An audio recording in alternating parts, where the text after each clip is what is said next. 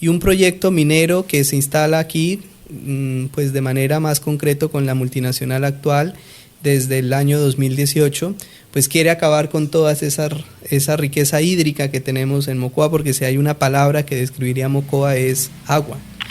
Pues fíjese que nuestra historia como departamento es una historia del extractivismo, es la historia de considerar que este bioma amazónico del que hacemos parte es una dispensa de extracción de recursos naturales. Crecí en medio de la guerra, pues porque en esa época los grupos armados, principalmente de la extinta FARC, controlaban estas zonas rurales del Valle del Guamués.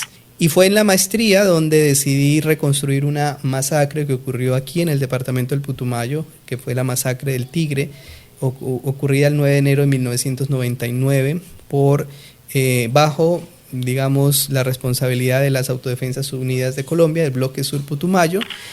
La prueba para saber quién va a quedarse a vivir en este departamento es cuando escuchan el primer bombardeo, la primera emboscada. Ahí sabemos si son valientes para quedarse en este territorio.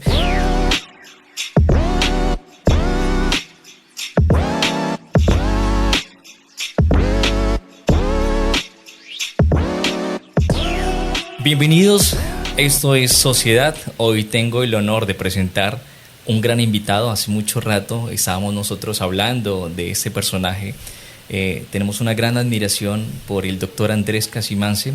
Es paisano del departamento del Putumayo, es colega, por supuesto, es trabajador social, y hoy tenemos la dicha de compartir este set de Sociedad para platicar de un tema que nos apasiona, de un tema que afortunadamente él tiene la capacidad de discernir porque ha escrito sobre temas de paz. Así que vamos a darle el paso. Bienvenido, doctor Andrés Casimance, a Sociedad.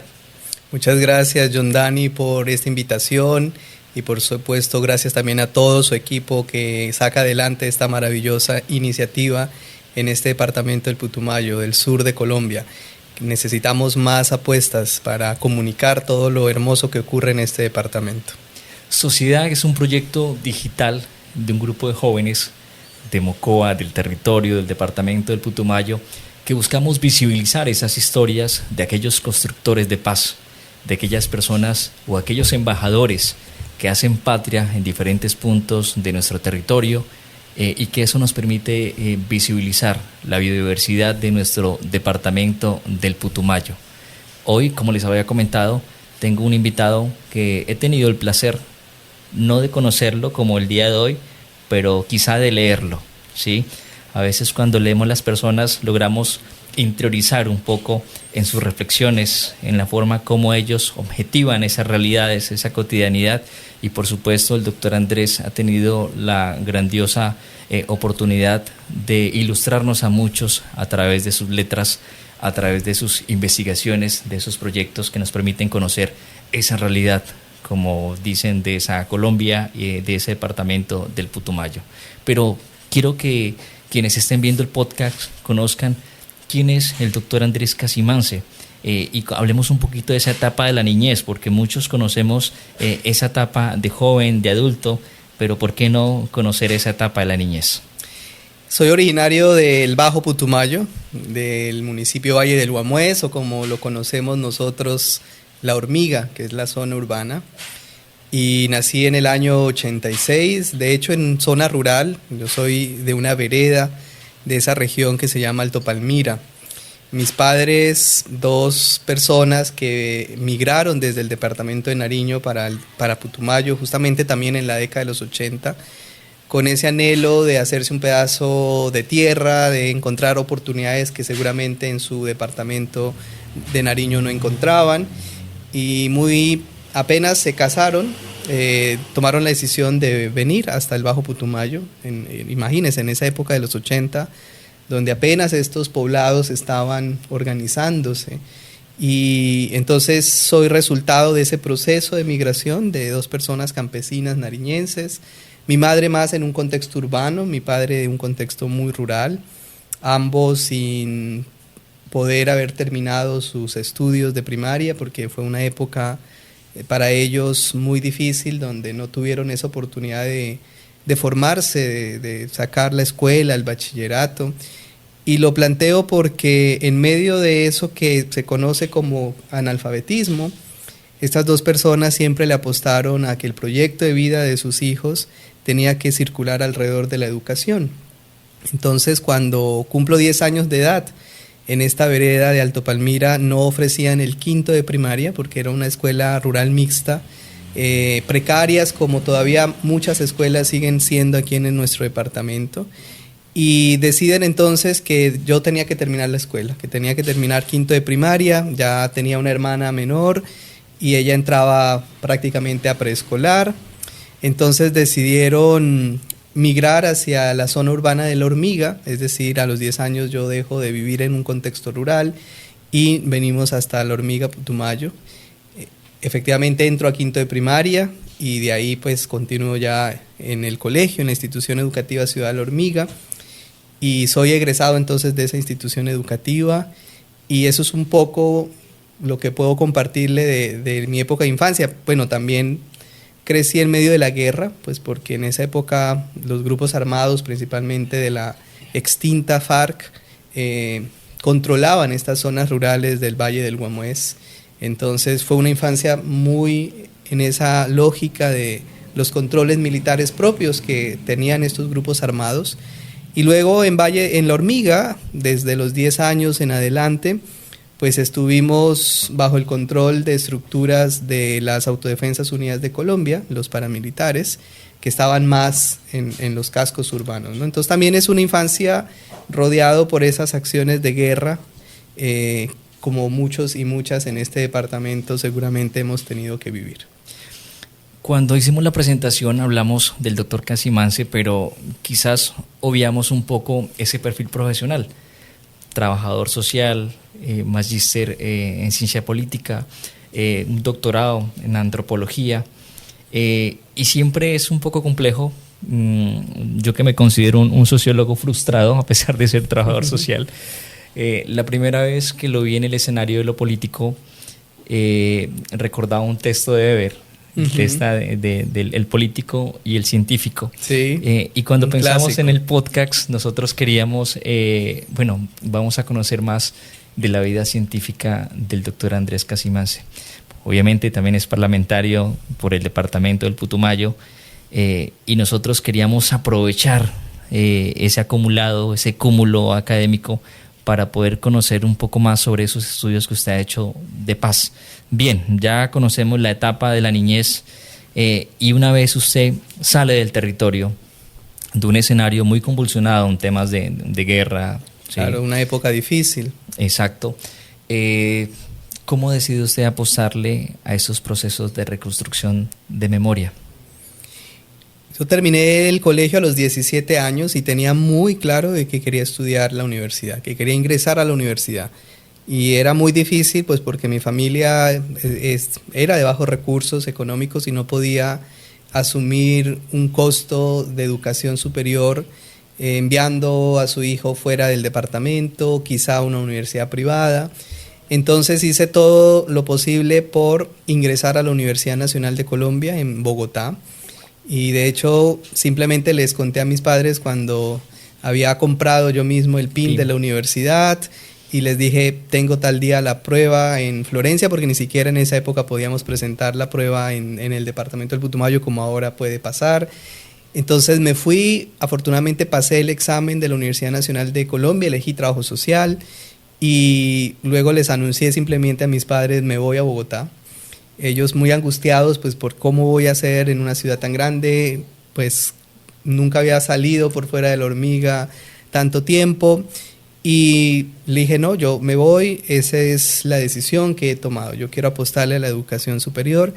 Y en efecto a los 17 años llegué a Bogotá, me instalé en la ciudad, bueno, mi padre me acompañó y afortunadamente pues ingresar a la universidad pública tiene sus ventajas. Tuve bono universitario que era el almuerzo de lunes a viernes, tuve residencias universitarias que era donde yo vivía todo el tiempo, un préstamo beca que mensualmente me consignaba a la universidad para pagar cosas mínimas, y así fue como logré formarme como trabajador social. Y muy desde temprano opté por la línea comunitaria del trabajo social. En esa época ya se estaban estudiando desde nuestra profesión el fenómeno del desplazamiento forzado. Entonces me vinculé de lleno a las profesoras, porque vale la pena mencionar que es una carrera muy femenina, por profesoras mayoritariamente. Y con ellas nos fuimos entonces a trabajar, ya siendo estudiante, a todos los bordes de la ciudad capital, Altos de Cazucá, Ciudad Bolívar, Soacha, con personas desplazadas que venían de todo el país. Entonces en esa época yo ya empecé a indagar y acompañar a profesoras que estaban trabajando con personas desplazadas forzosamente, y ahí vino mucho también el interés académico sobre la temática del conflicto armado. Cuando decido hacer mi monografía en trabajo social, de hecho elegí sistematizar la experiencia de una organización nacional de desplazados colombianos, y poder entonces ver cómo fue toda su diáspora, pero también sus luchas alrededor de la exigencia en ese entonces de la ley de desplazados, que era la 387, si no me equivoco, que luego fue la 1448, la ley de víctimas, y por ahí me ingresé a ese mundo académico. Y siempre desde las dos cosas que combina nuestra profesión, ¿no? La investigación y la intervención social como tal, ¿no? Acompañando procesos organizativos, pero también sistematizando experiencias, haciendo investigación. Apenas terminé el pregrado de trabajo social, gané una beca, me fui para Ecuador a estudiar ciencia política, una maestría. Y fue en la maestría donde decidí reconstruir una masacre que ocurrió aquí en el departamento del Putumayo, que fue la masacre del Tigre, ocurrida el 9 de enero de 1999, bajo, digamos, la responsabilidad de las Autodefensas Unidas de Colombia, del Bloque Sur Putumayo. Y entonces iniciamos a reconstruir la memoria histórica con personas que habían sufrido esa masacre. Después de 12 años que yo llego al territorio que había ocurrido la masacre, iniciamos el proceso de memoria histórica. Finalmente logramos que fuese un informe nacional de memoria histórica dentro de la política de justicia y paz, la ley de justicia y paz, y es así como el caso empezó a visibilizarse. Empezaron a crearse medidas de reparación para estas comunidades afectadas por la guerra. Entonces ahí fue un trabajo de investigar, de acompañar a las víctimas, pero también de promover políticas públicas de reparación colectiva. Y finalmente, cuando inicié mi doctorado en antropología, en la Nacional de Colombia también, investigué sobre Puerto Guzmán, aquí también en el departamento del Putumayo, pero fíjese que ahí la pregunta era más sobre la vida que se mantiene en medio de la muerte, y no era tanto reconstruir hechos violentos, sino que el eje central era por qué las personas en Putumayo, en un contexto de violencia permanente, deciden quedarse a vivir en medio de esas condiciones tan violentas, y por qué deciden echar raíces y por qué quieren arraigarse en un territorio cuando muchas veces, y me lo decían campesinos de Puerto Guzmán, la prueba para saber quién va a quedarse a vivir en este departamento es cuando escuchan el primer bombardeo, la primera emboscada. Ahí sabemos si son valientes para quedarse en este territorio. Entonces esa fue la tesis doctoral, se hizo luego un libro por la Universidad Nacional de Colombia, y bueno, he estado vinculado mucho a eso, al Centro Nacional de Memoria Histórica, a la Unidad Nacional de Víctimas, y por supuesto también ejercí la docencia en la Universidad Nacional de Colombia, tanto en antropología como en trabajo social, y aquí en La Hormiga también estuve acompañando la formación de psicólogos y psicólogas en la Universidad Nacional Abierta y a Distancia. Entonces, bueno, ha sido una experiencia que ha venido tanto en la intervención social, que es lo que conocemos los trabajadores sociales y las trabajadoras sociales, la investigación y la docencia, que han sido como mis tres ejes de trabajo por fuera del mundo de lo político, ¿no? Y bueno, ahora estoy terminando una especialización porque quise también formarme en el campo de temas ambientales, entonces estoy por graduarme como especialista en conservación y protección, que la dicta la Universidad Pontificia Bolivariana. Entonces quiero también ponerle a mi experiencia profesional ese componente ambiental, porque hoy estoy más de lleno en temas ambientales. Bueno, hablamos de ese conflicto político que se ha presentado en el departamento del Putumayo, y que a través de los años ha logrado una reconfiguración bien interesante en términos de cómo el reacomodamiento de los diferentes actores armados, a pesar de tener un proceso de paz que viene en marcha, más adelante quizás podemos adentrarnos un poco más a esto, y que ese proceso de paz ha generado resultados positivos, y hay diferentes miradas, hay algunas miradas escépticas, hay unas miradas muy diferentes, y hay miradas necesarias, por supuesto, frente a ese proceso de paz. Ya nos mencionó un poco sobre esa historia de vida, esa historia académica, ese proceso investigativo. Para concluir en algo, y es la necesidad también de reflexionar esos conflictos ambientales, ¿sí? Que hay en la Universidad Nacional, en la sede de Manizales, hay un grupo de pensamiento ambiental, precisamente, y le llaman las nuevas emergencias, ¿sí? Y cómo esas nuevas emergencias también atrapan el tema ambiental. A propósito, en el departamento del Putumayo también requiere hoy de esos nuevos profesionales, pero también de esos actores que reflexionen esa realidad. Hay puntualmente temas, me parece menester abordarlo, el tema Mocoa, por ejemplo. Es muy preocupante. Pues fíjese que nuestra historia como departamento es una historia del extractivismo. Es la historia de considerar que este bioma amazónico del que hacemos parte es una dispensa de extracción de recursos naturales. Entonces, poco lo enseñan en los colegios, debería enseñarse mucho más, pero hemos pasado décadas por procesos extractivistas asociados a la madera, asociados a las pieles, asociados a la quina, asociados al caucho, y en los años 60 al petróleo. Entonces, fíjese que ese ha sido un poco también nuestra historia como departamento, la historia del extractivismo. Y el extractivismo lo que genera es pobreza, por un lado, y muchos impactos ambientales irreversibles. Porque si vemos lo que ha dejado la industria petrolera, y yo no creo que aquí exista una persona que pueda mencionarme cuáles son las ganancias del desarrollo petrolero en nuestro departamento. No tenemos vías decentes, no tenemos hospitales de buenos niveles, no tenemos una universidad pública como para decir, bueno, el petróleo en estos 60 o 40 años que lleva en el departamento ha dejado tantas obras de infraestructura. Eso no lo podemos decir de manera tangencial, pero sí podemos decir todos los pasivos ambientales, como se llama técnicamente, que ha generado la industria petrolera, ¿no?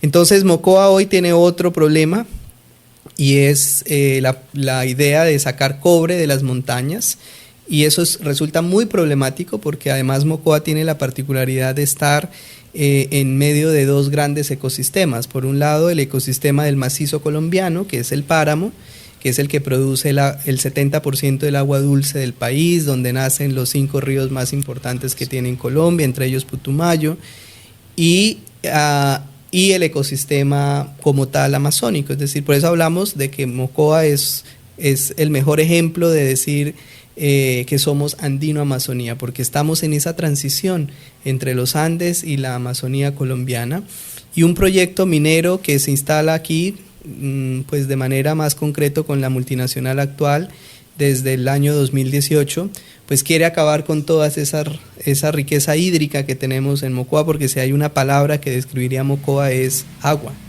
Y afortunadamente hoy hay un movimiento social, ambiental y comunidades locales que han dimensionado y son conscientes de que el agua vale más que el cobre, de que las montañas de Mocoa son montañas y no son minas para explotar el cobre y otros minerales. Y entonces hay una tensión, hay un conflicto ambiental. Eso la misma Universidad Nacional de Colombia lo ha documentado. El Observatorio de Conflictos Ambientales hizo un trabajo muy juicioso de dimensionar qué implica este proyecto de minería en Mocoa y cómo eso ha generado un conflicto ambiental, porque hay confrontación con comunidades, porque pueden generarse riesgos ambientales irreversibles.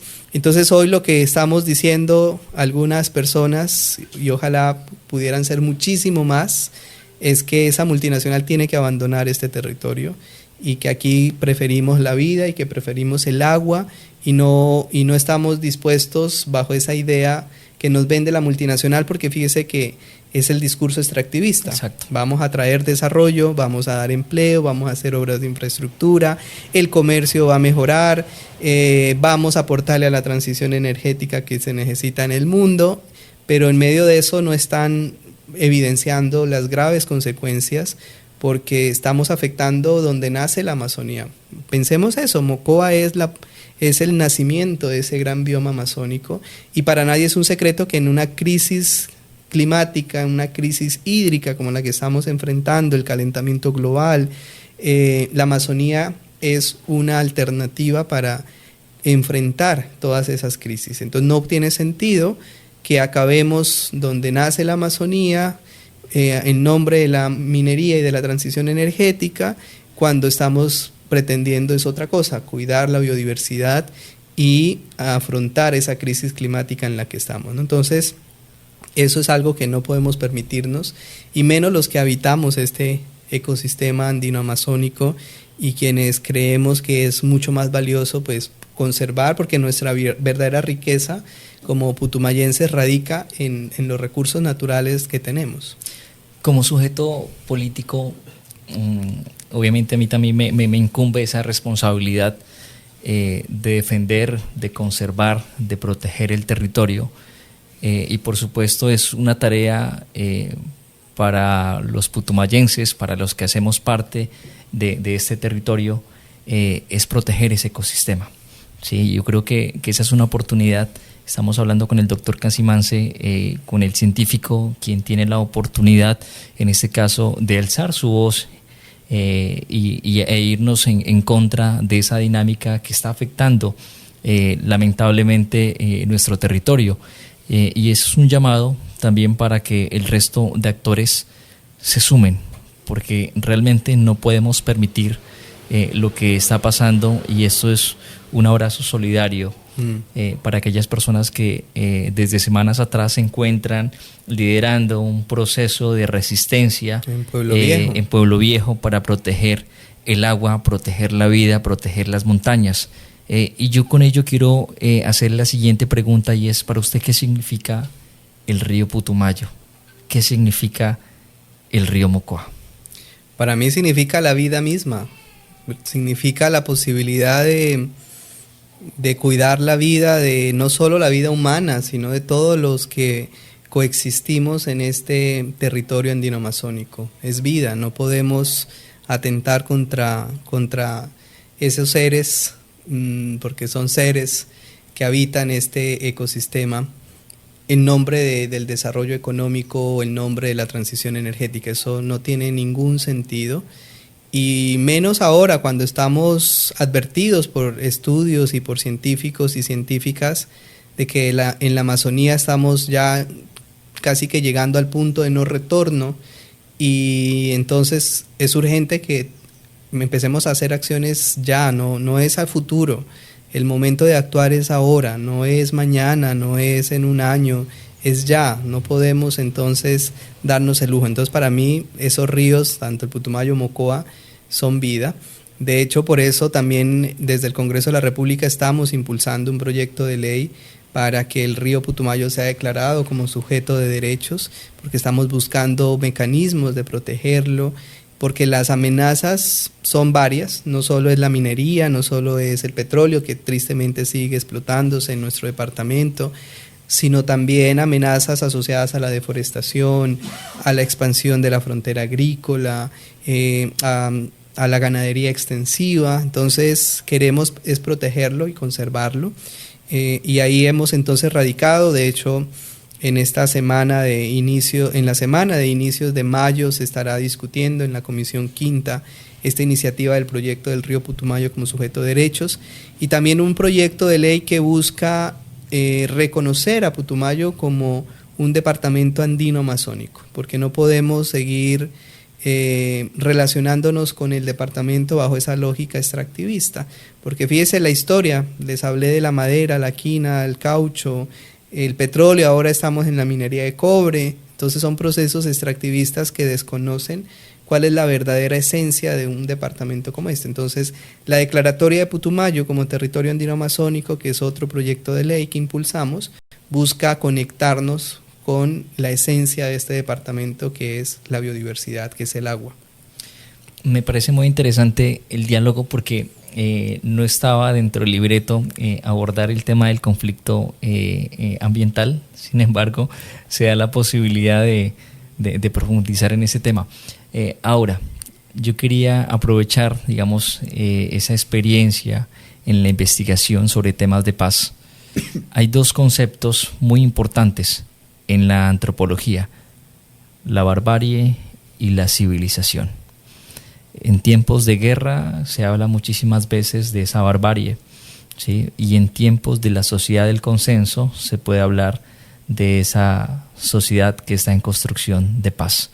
¿Cuál sería esa lectura que usted puede hacer, doctor Casimance, a nuestro departamento del Putumayo en esas nuevas emergencias, tanto ambientales, pero también en materia de conflicto armado? Fíjese que yo he combinado un poco a estos estudios de la paz, la perspectiva biológica y la perspectiva de la neurociencia. ¿Y por qué le menciono esto? Que puede sonar disruptivo en los dos planteamientos que hace, pero biológicamente los seres humanos estamos diseñados para vivir en paz. Es decir, en nuestra biología, en nuestros genes, está la paz. Sin embargo, eso se distorsionó por la guerra, por muchas cosas, por la cultura también. Pero si volviéramos a nuestra condición de seres humanos, empáticos, solidarios, ahí seríamos seres humanos disponibles para construir paz.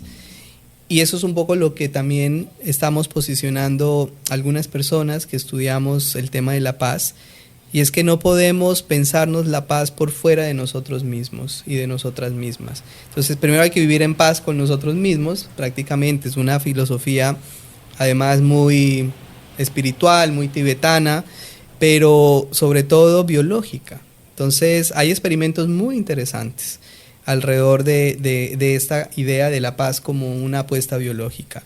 Quiero retratar solo uno muy brevemente, y es: ponen a dos personas enfrente y una hace el intento de pegarle a la otra, y la primera reacción que hace la persona a la que le van a dar el golpe es sonreír, es disponer su rostro y decir, bueno, ¿usted por qué me quiere pegar?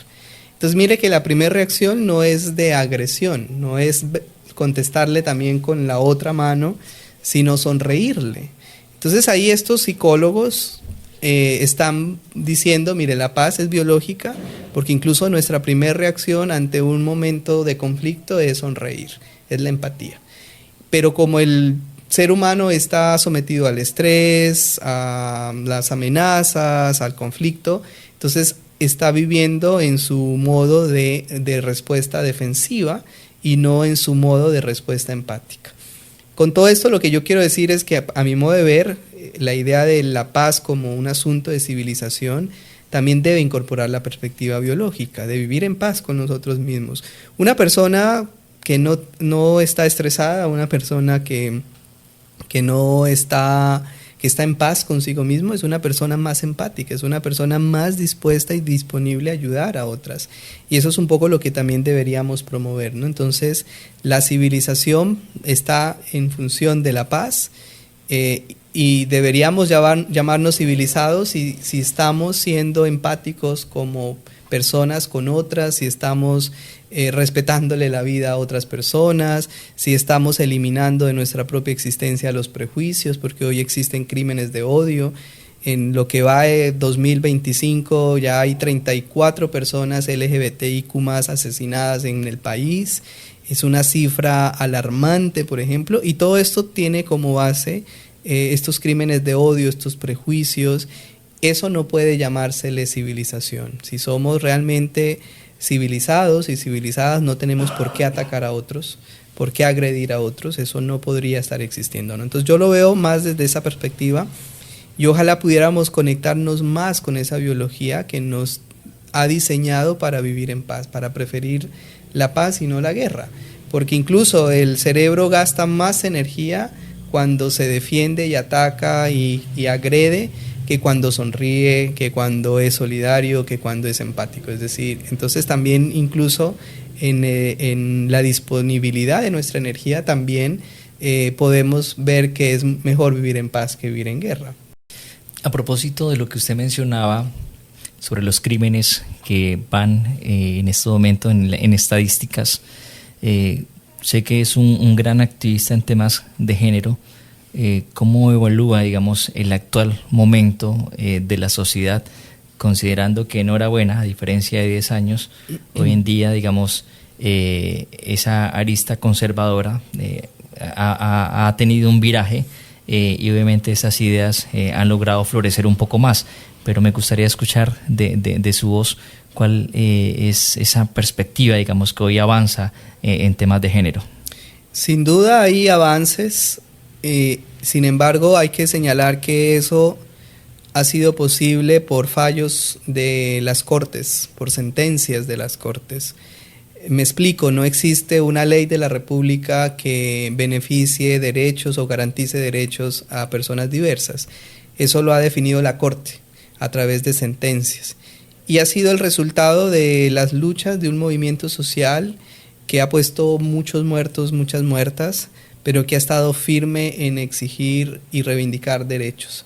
Entonces, claro que hoy podemos decir que las personas diversas tenemos derechos a casarnos, derecho a adoptar, y eso no ha sido gratuito, eso ha sido gracias digamos, a toda una lucha de muchas personas y sobre todo de personas trans que son las que más han alzado su voz de protesta en este país, ¿no?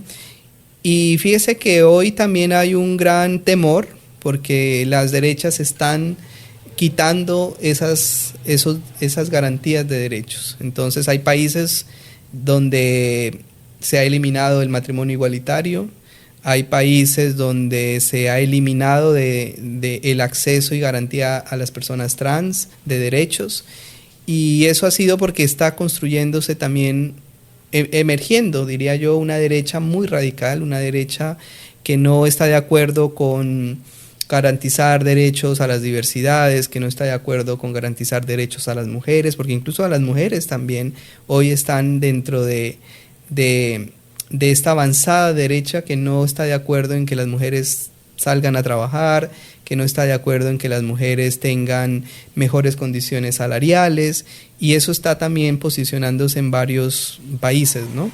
Vemos ejemplos como Trump, que despidió a todas las personas diversas que estaban en el ejército, por ejemplo. Vemos ejemplos como Milei, donde también hay una avanzada en contra de los derechos, incluso de derechos fundamentales como la educación, como la salud. Entonces creo que ahí hay una tensión nuevamente en las sociedades latinoamericanas frente a quienes buscan la reivindicación de derechos y quienes quieren limitar todos los derechos, planteando además que no hay que dar más derechos, de que son una minoría. Eso también aplica para los afros, para los indígenas, o sea, no solo es la categoría de género, sino también la categoría étnica, y eso es un poco a lo que nos estamos enfrentando en algunos países vecinos que han transitado más o virado más hacia gobiernos de derecha, ¿no es cierto? Esperamos pues que eso en Colombia, gracias al movimiento social fuerte que tenemos, pues no prospere, porque sería un retroceso enorme en todo lo que ya se ha conquistado, ¿no? Entonces, ojalá no pasara, pero sí la categoría de género y la categoría étnica son como categorías que la derecha ve con muy malos ojos, como que eso no puede existir, son categorías que quieren eliminar, y por eso eliminan los ministerios asociados a las mujeres, eliminan todo lo que tiene que ver con esta idea que ellos nos han vendido como ideología de género. Bueno, en Colombia tenemos un ejemplo muy triste, el plebiscito por la paz. Gran parte de las explicaciones que se han dado de por qué perdimos ese plebiscito, donde se le preguntó a Colombia, a las personas que viven en este país, si quieren o no la paz, y la gran mayoría de personas dijo no queremos la paz, pero en medio estaba una estrategia de difusión de esta idea de la ideología de género, y de que decirle sí al plebiscito era ideologizarnos en género y bajo esa perspectiva perdimos el plebiscito de la paz, ¿no? Cuando la pregunta era, ¿usted está de acuerdo con un proceso de paz que le ponga fin a una guerra de más de 50 años? Y bueno, mire el resultado, muy triste. Creo que muchos y muchas no superamos esa gran pérdida que implicó el plebiscito por la paz. Fue una tragedia, ¿no? Una tragedia. Recuerdo aquel día precisamente. Frente a esa diversidad y a esas transiciones o esas conquistas que se ha logrado por parte del movimiento social, en su rol político, en su ejercicio, ¿ha sentido persecución en el Congreso, buscando la manera de reivindicar y lograr esas conquistas en derechos para temas de diversidad? De hecho, sí. Y bueno, recuerden que el 20 de julio del 2022, que fue el día en que me posesioné en el Congreso de la República, yo tomé la decisión de ir en tacones a ese espacio del Congreso de la República. Y no era simplemente un asunto de que me gustan los tacones, sino sobre todo el trasfondo que tenía era una denuncia pública de que en Colombia nos están matando por ser diversos, de que en Colombia los asesinatos contra personas LGBTIQ+ siguen en aumento, y también era un mensaje de solidaridad con las personas que han perdido a sus seres queridos en estos crímenes de odio que se han cometido en el país. Y el tercer mensaje era diciendo que tenemos derecho a esos espacios políticos, de toma de decisión política, que existimos y que podemos ocupar la política en instituciones tan conservadoras como el Congreso de la República. Y traigo como ejemplo ese momento del 20 de julio, pues porque sin duda fue un momento donde más se pudo ver los insultos, incluso en el departamento del Putumayo también. Incluso un sacerdote, recuerdo que estaba furioso y porque yo había ido en tacones. Entonces fíjese que sí, seguimos viviendo ese tipo de ataques por plantear públicamente que tenemos una condición y orientación o una identidad de género distinta. Entonces la homofobia existe en este país, la homofobia existe en la política, y no es gratuito que muchos políticos y muchas políticas pues decidan quedarse en el closet, como decimos coloquialmente, y no asumir públicamente una bandera de la diversidad, ¿no? Afortunadamente en el Congreso hay más personas diversas, que incluso hemos organizado una comisión para trabajar proyectos de ley de diversidad. Tenemos 2 proyectos muy puntuales trabajando. Uno de ellos es la ley para garantizar derechos a las personas trans y no binarias, derechos a la salud, a la educación, al trabajo, a la vivienda, porque aunque suene increíble, aún yendo a una clínica las personas trans son discriminadas.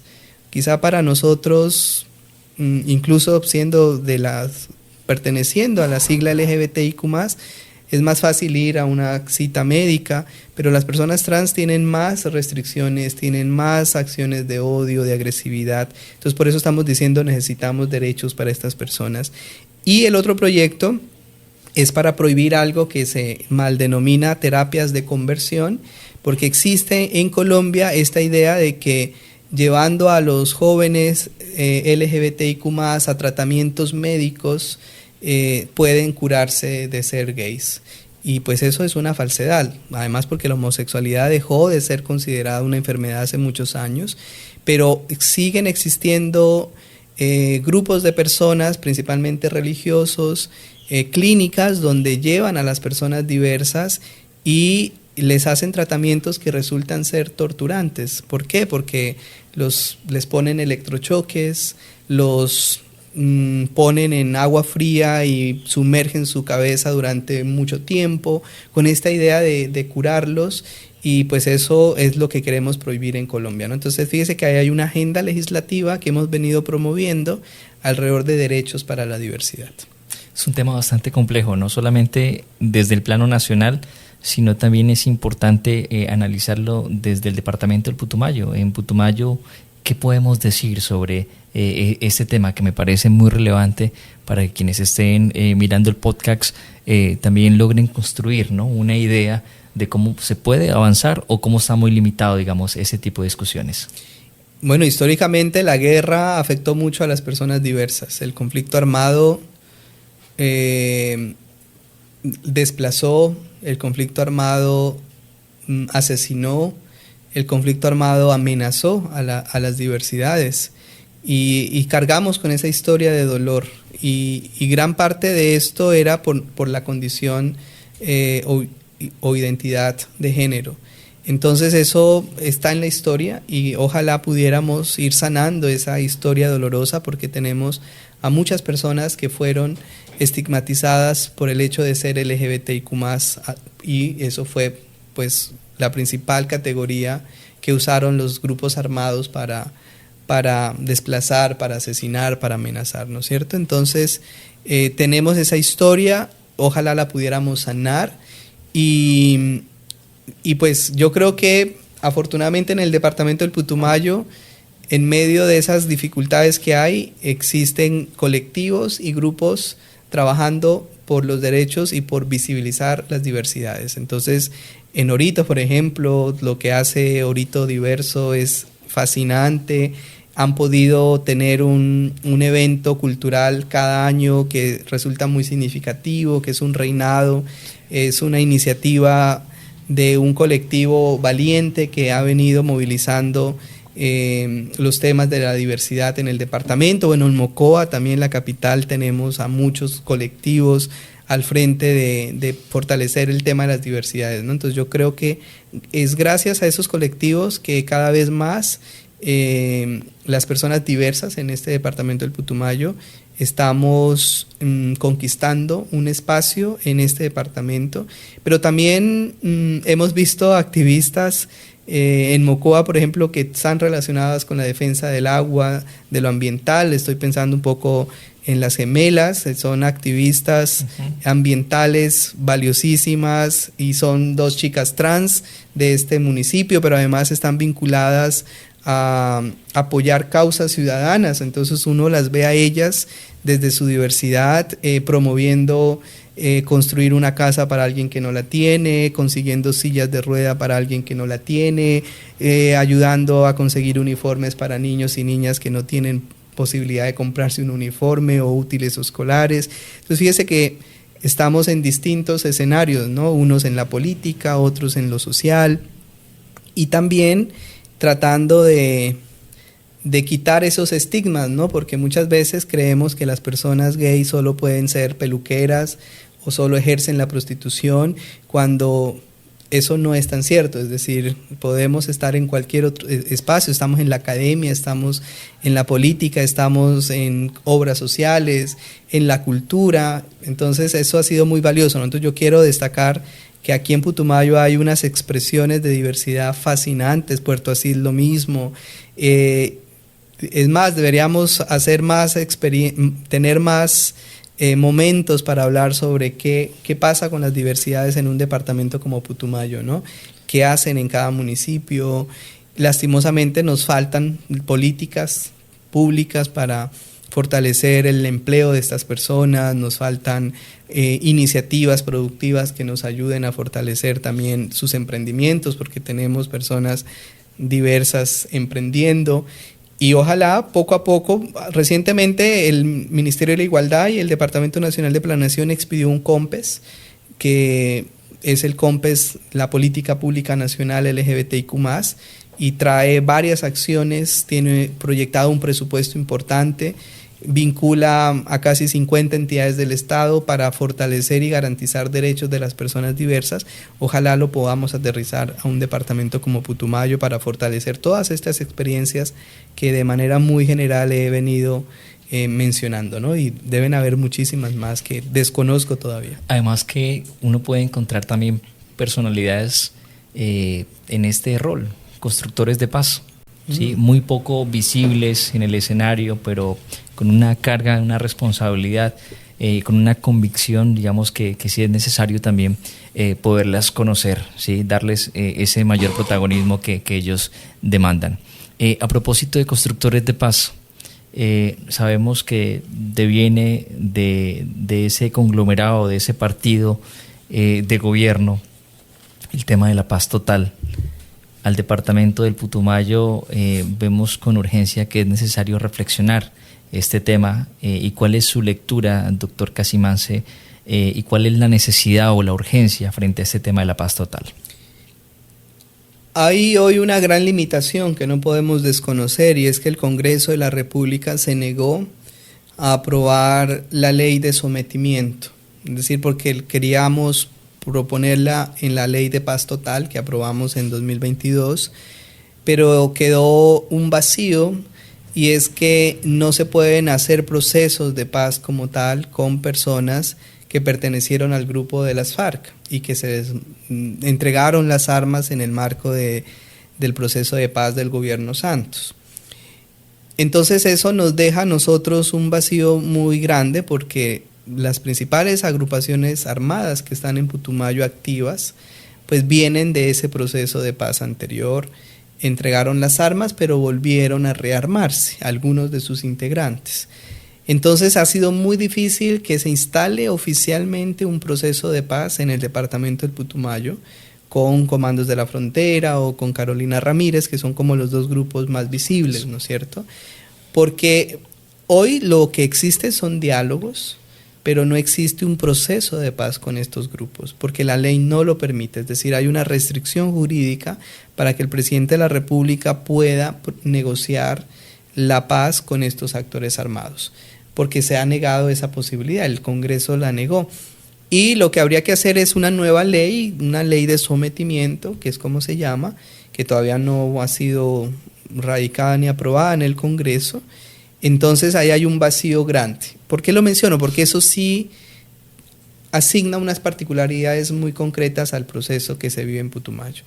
Un proceso de paz formal pues implica mayores compromisos, mayores indicadores de verificación del desescalonamiento de la guerra, y nos implica pues una ruta concreta para firmar la paz.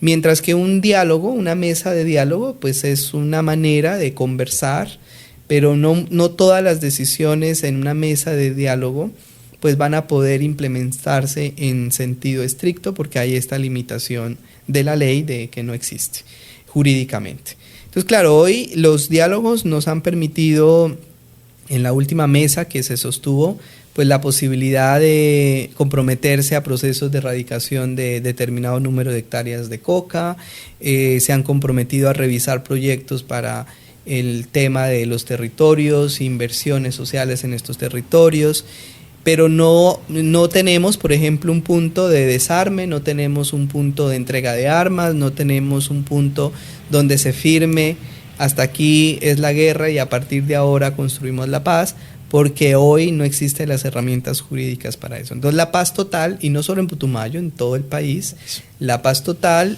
tiene esa gran limitación porque el Congreso no pudo ayudar a que el presidente, en este caso, tuviese las herramientas para firmar estos procesos, ¿no? Entonces ahí hay una complicación, porque estas agrupaciones armadas pues han expresado su voluntad de paz, pero faltan estos detalles jurídicos que sí son importantes para desescalonar la guerra y poder decir estamos en un punto donde todos los actores involucrados se han comprometido a parar la guerra, ¿no? A eliminarla como tal. Hoy en día hay un estado de conciencia por parte de la ciudadanía frente a la reflexión de estos temas de paz. Hacemos la pregunta en relación, digamos, a cuál es ese compromiso del Estado colombiano, pero en este momento, ¿cuál es su lectura sobre la sociedad civil en el departamento del Putumayo frente a ese ejercicio, esa responsabilidad de aportar a la paz territorial?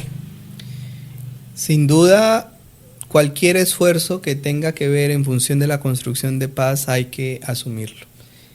Y yo creo que un gran porcentaje de población de este departamento que sufre todos los días la presencia de los grupos armados, las acciones violentas que estos grupos armados hacen, en el fondo lo que anhelan y lo que esperan es que la paz se logre materializar.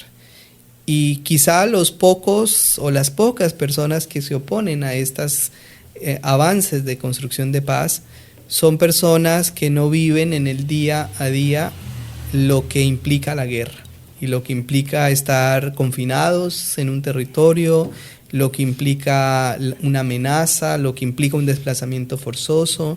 Y yo siento que entonces quienes hoy se oponen mayoritariamente a los procesos de paz, y en Putumayo también aplica esto, son personas que no están viviendo de manera directa la guerra.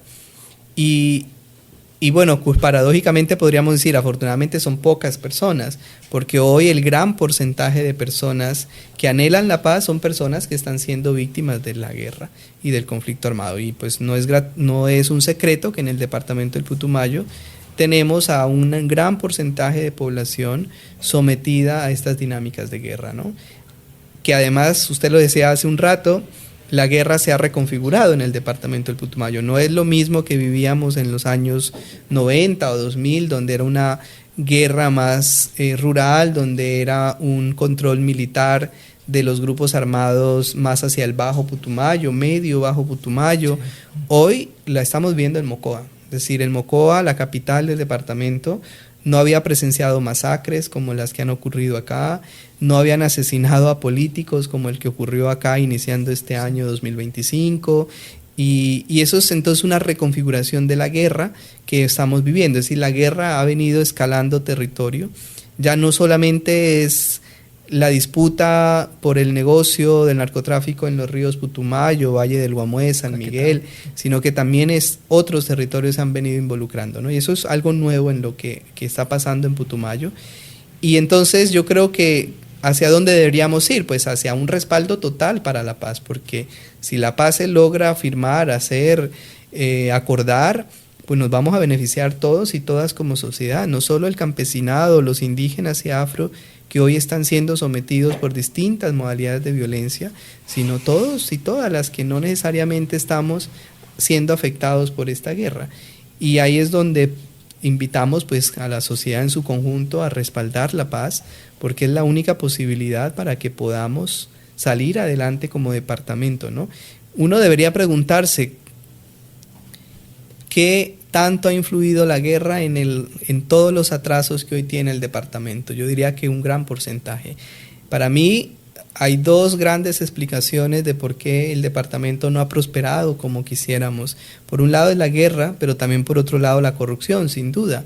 Pero estas dos cosas están hoy entretejidas. Hoy no podemos hablar de guerra sin corrupción, porque lo que hemos visto es que muchos de estos grupos armados hoy controlan gran parte de la política departamental, y eso explica por qué entonces no se hacen las obras de infraestructura que se necesitan en el departamento, y es ahí donde deberíamos reflexionar también como sociedad para ver cómo sacamos adelante este departamento, porque mientras la guerra y la corrupción sigan estando apoderados del departamento, no podemos transformarlo como nos lo soñamos, ¿no? Como lo queremos. Y ahí la paz es fundamental, porque si firmamos la paz con estos actores armados que están vinculados a economías ilícitas, pues el departamento va a salir adelante y se van a beneficiar todos y todas las que vivimos en este territorio, ¿no? Comerciantes, no comerciantes, los que trabajamos como servidores públicos, todos y todas. Ahí podemos mejorar muchísimo. Y es lamentable lo que está pasando en el departamento. El 1 de mayo, 2 personas que pertenecían a juntas de acción comunal fueron asesinadas en Puerto Caicedo, firmantes de paz que han sido asesinados, amenazados o exiliados. Es decir, la guerra ha venido tocando mucho y afectando a estos grupos tan importantes para la vida de un departamento como los comunales, por ejemplo. Hoy las cifras nos hablan de eso. ¿A quiénes más han asesinado en estos últimos años? A comunales, a reclamantes de tierra y a firmantes de paz. Son como las 3 grandes categorías que hay dentro de quienes han perdido la vida por causas del conflicto armado vigente que tenemos. Es una alerta para Putumayo, para Colombia, y desde hace mucho tiempo han solicitado la presencia del gobierno nacional para poder hablar de manera explícita sobre estos temas, porque el asesinato a líderes sociales, a defensores y defensoras de derechos humanos, es un asunto latente. Adicional a lo que usted mencionaba de ese matrimonio, de la guerra y la burocracia, es un asunto que históricamente ha coexistido, ¿cierto?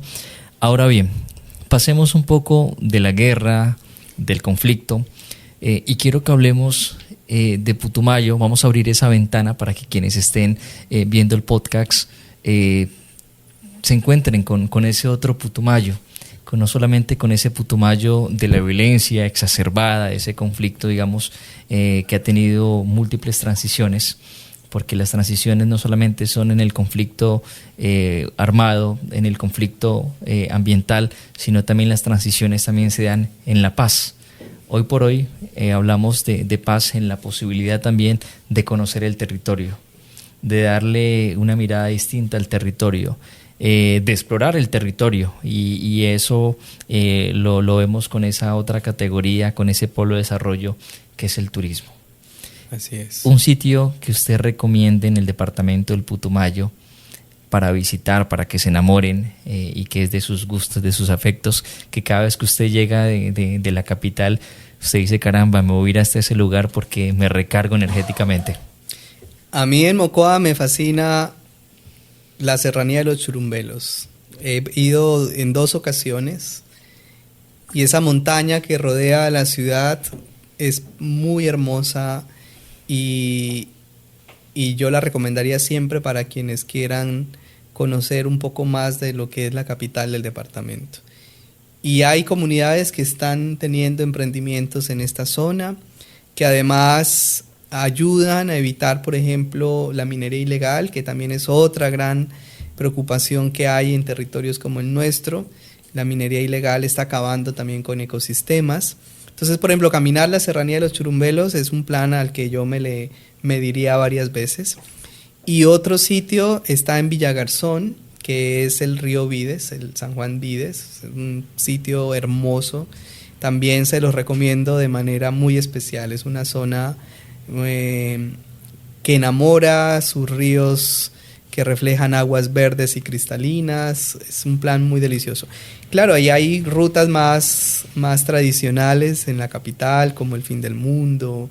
Estas también son sitios preciosos, sin lugar a dudas. Pero mis 2 favoritos son el Churumbelos y el Vides en Villagarzón. Y para personas que les gusta un poco más el clima frío, porque tenemos también páramo, pues no se pierdan de conocer el Alto Putumayo. Los 4 municipios del Alto, Santiago, Colón, Sibundoy y San Francisco, también ofrecen sitios espectaculares, avistamiento de aves, caminatas, senderos. Entonces también hay un plan para personas que quieran un clima un poco más fresco, más de páramo. Están esos paisajes de páramo muy, muy preciosos. Y en el Bajo Putumayo, pues el río Putumayo también tiene su encanto por donde usted lo tome, o en Puerto Asís o en Puerto Leguízamo. Bueno, Puerto Leguízamo tiene el río Caquetá y el río Putumayo también. Entonces, el Caucayá. El Caucayá, entonces si son más de río, pues hay ese plan. Incluso si quiere tomar un barco e ir hasta Leticia, lo puede hacer. Es un plan también muy, muy, muy bueno. Y usted tiene toda la razón. Hoy el departamento también viene soñando con posicionarse a través del turismo, a través de emprendimientos únicos. Por ejemplo, las rutas del cacao que están instalándose en Putumayo, en Orito, en Valle del Guamués, creo que incluso aquí cerca a Villagarzón, recogen ese gran esfuerzo de la gente por construir economías productivas alternativas ilícitas. O si quieren conocer cosas del chontaduro, por ejemplo está Sochón en Villagarzón, que tiene productos del chontaduro y que durante muchos años han venido consolidándose a través de esta cadena productiva, ¿no? El chontaduro, el cacao, y son productos que han sobrevivido a todas las presiones de los grupos armados que solo les interesa los cultivos de coca para uso ilícito. Es gente que ha dicho no, yo quiero dedicarme a cultivar comida, y han generado entonces productos únicos, muy buenos, y que nos muestran una historia de que es posible construir una economía alternativa en este departamento, ¿no? Hay muchos sitios que este departamento le ofrece a cualquier persona, yo creo que para todos los gustos de caminar, gustos de conocer cascadas, de hacer avistamiento de aves. Por ejemplo, yo en Orito he podido ir a reservas de la sociedad civil donde hay plataformas para avistar aves, hay casas que están en ceibas de 30 metros de altura, donde usted puede quedarse a dormir ahí. Entonces, si quiere ese plan un poco más extremo de dormir a 30 metros en una ceiba, pues aquí en Mocoa o en Orito hay opciones. Bueno, podríamos pasar muchos minutos hablando de tanta riqueza que tiene nuestro departamento. Esto es sencillamente para que quien esté viendo el podcast se enamore de Putumayo. A mí, por ejemplo, también me encantan las montañas, ¿sí? Afortunadamente, desde donde nosotros desarrollamos el podcast, que es en una vereda de Mocoa, se encuentra los Andes. El Golondrino. Sí, el Golondrino, la cascada del Golondrino también, que es un sitio espectacular.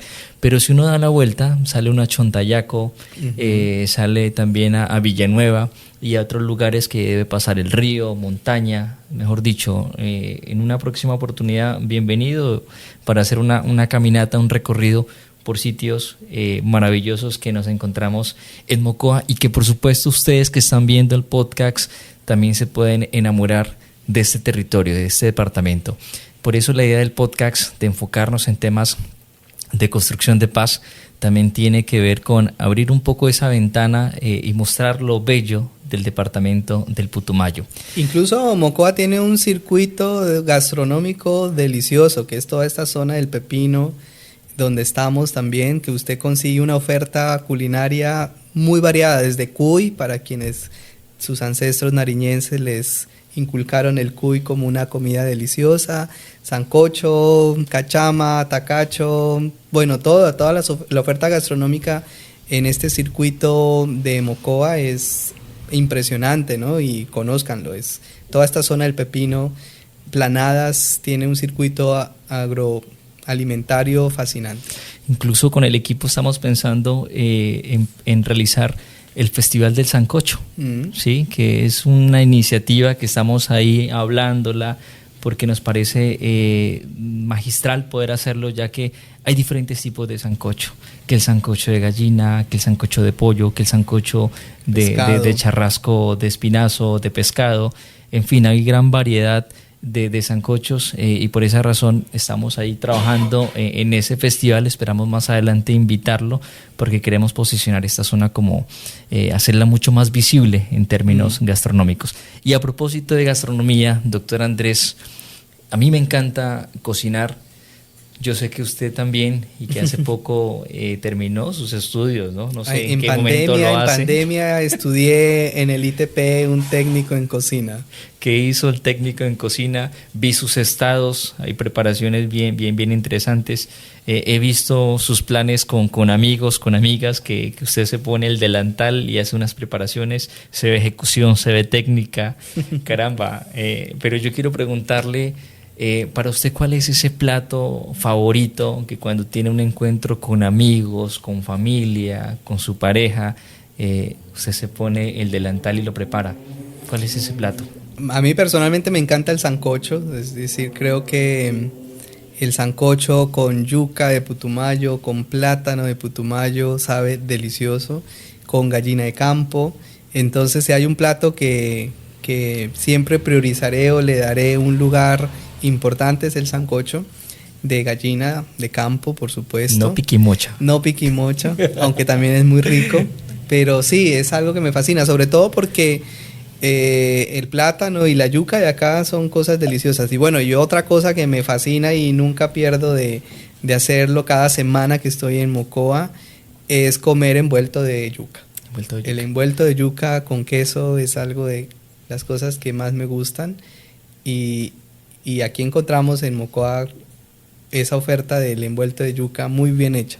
No, tranquilo que para la próxima llegada a Mocoa tendremos nosotros acá ponemos el plátano, la yuca, la gallina de campo aquí en la vereda.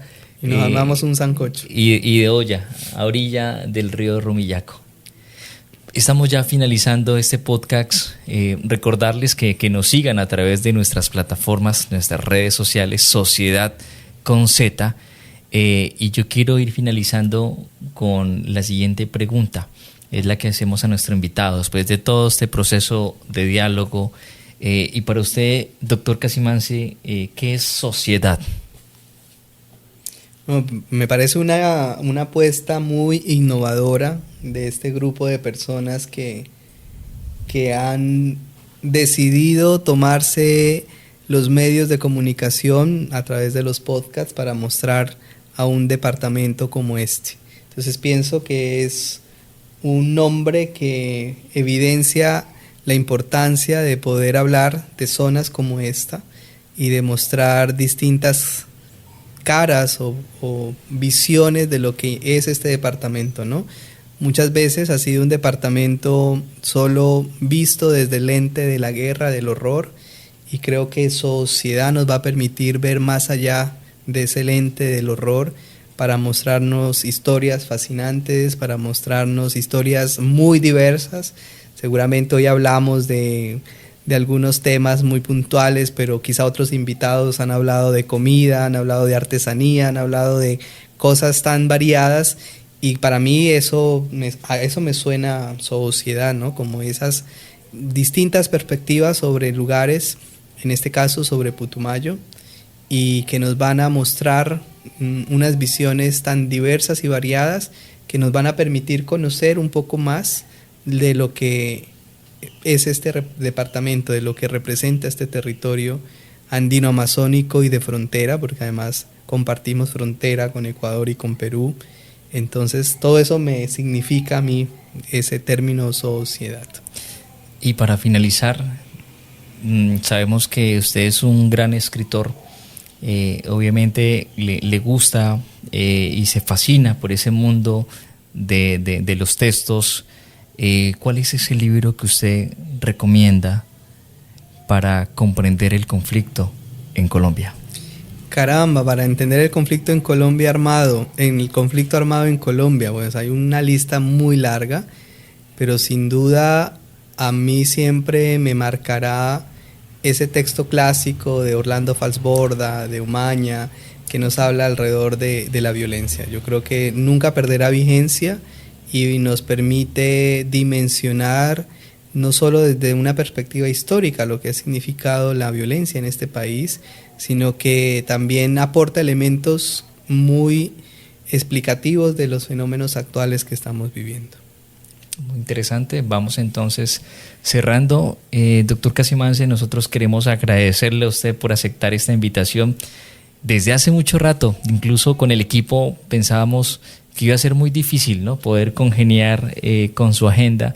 Sin embargo, gozábamos de un buen capital social que logró que hoy estuviéramos con usted, escuchar su historia.